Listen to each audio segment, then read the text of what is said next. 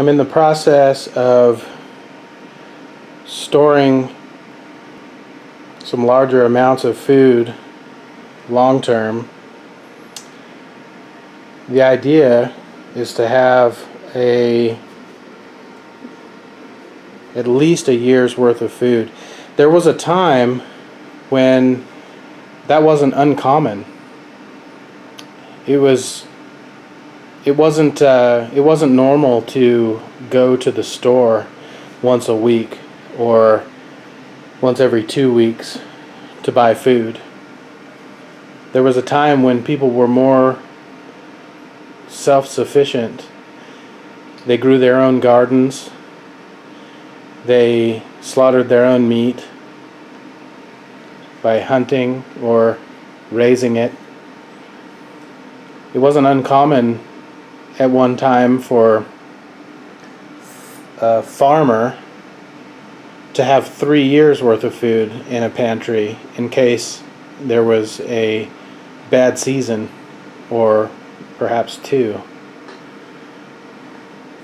So my goal is to take it back to that kind of time period, and in an effort to be less reliant on others and more reliant on myself, I'd like to go shopping maybe only once a year or twice a year if I can't do that. And this is the beginning of that, hopefully. So far, 25 pounds of black beans, 25 pounds of pinto beans, about 35 pounds of sugar,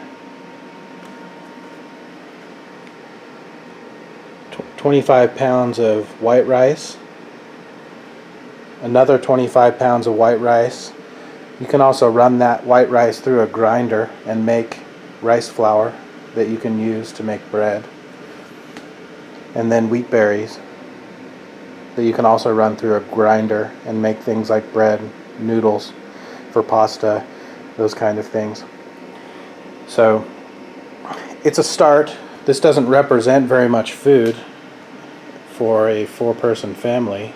This could potentially go pretty quick, but it's a good start, and we'll see where it leads on the path to being more self-sufficient.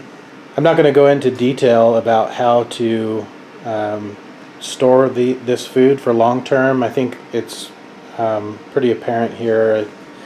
I'm just taking 5-gallon buckets, 5-gallon Mylar bags, and filling them, and then I'm going to take a kind of a board and put it underneath, flatten out the end, and then iron it over the board, and that will seal these up, and they will stay sealed until I'm ready to use them. Put the lids on, and that'll be it. So there's the finished bucketed product. One thing I forgot to mention is that before you seal those Mylar bags, you have to put these oxygen absorbers in there. These are important. And I bought a 50 pack of those, and they come in a airtight sealed bag. You put 5 in each 5-gallon bucket, and so before you seal the Mylar bag, throw them in there. And I guess you have to throw the rest of these away. They're not sucking air out of this bag. I don't think these zip seals are very good. So the rest of these have to be thrown away. So I bought a 50 pack. I used 5 in each one, so that's 30 I ended up using out of 50. So there should be about 20 left in this bag that will unfortunately be thrown away, but they're not too expensive. So these are 300 cc oxygen absorbers. And then I guess you can also reseal these Mylar bags. If you need to use some of your food, you can cut them open, cut the sealed part off, so you seal the very end of the bag, and then you can cut that off and then take whatever food out you want to use. That's what I got this little 2-gallon bucket for, and it has a more expensive lid on it, one that you can unscrew, and I can put the food that I'm currently using in that bucket, and then I can seal this back up again and it'll be good to go. Subscribe if you're new, like if you like it. God bless, and we'll see you next time.